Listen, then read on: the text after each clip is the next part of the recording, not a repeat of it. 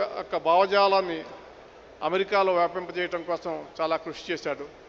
అదేవిధంగా అమరావతి రైతులు ఉద్యమం చేసినప్పుడు ఆయన ఎంతో ఆవేదనతో నా దగ్గరికి వచ్చి మనం ఏమీ చేయలేమా అని చెప్పేసి మరి వాళ్ళకి ఏదైనా సహాయం చేయాలనేటటువంటి కార్యక్రమం చేపట్టి ఇక్కడ ఉన్నటువంటి వాళ్ళ మూలాలని మర్చిపోకుండా రైతుల తరపున ఆయన అనేక రకాలుగా సహాయం అందించారు. వారు ప్రత్యేకించి అమరావతి ఈరోజు నిలబడటం కోసం ఆయన చేసినటువంటి న్యాయ సహాయం, ఆయన చేసినటువంటి ఆర్థిక సహాయాన్ని మనం గుర్తుంచుకోవాలని చెప్పేసి ప్రత్యేకించి అమరావతి రైతులకి గుర్తు చేస్తున్నా.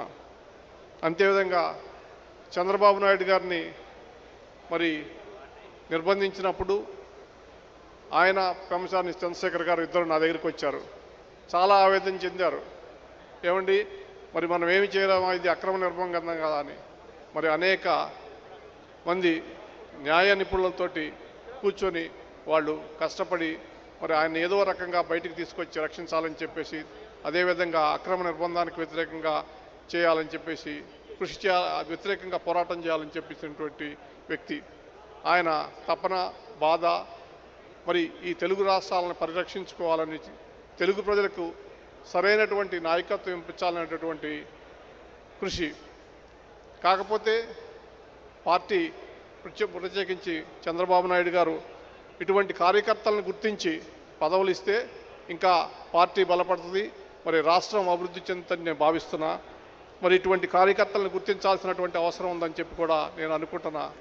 తెలుగుదేశం కోసం ప్రత్యేకించి అనేక సంవత్సరాలుగా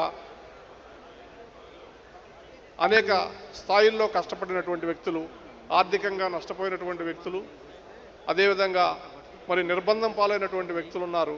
మరి వారందరినీ కూడా గుర్తించి సముచిత రీతిలో మరి గుర్తిస్తారనేటువంటి ఆశిస్తున్నా.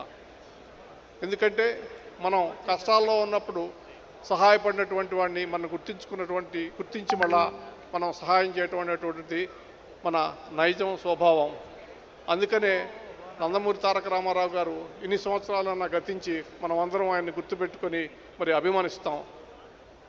అందుకని నేను ప్రత్యేకించి మీ అందరికీ చెప్పేది ఏంటంటే, మనం కొన్ని విషయాలని కొంతమంది వ్యక్తుల దగ్గర నేర్చుకోవాలా.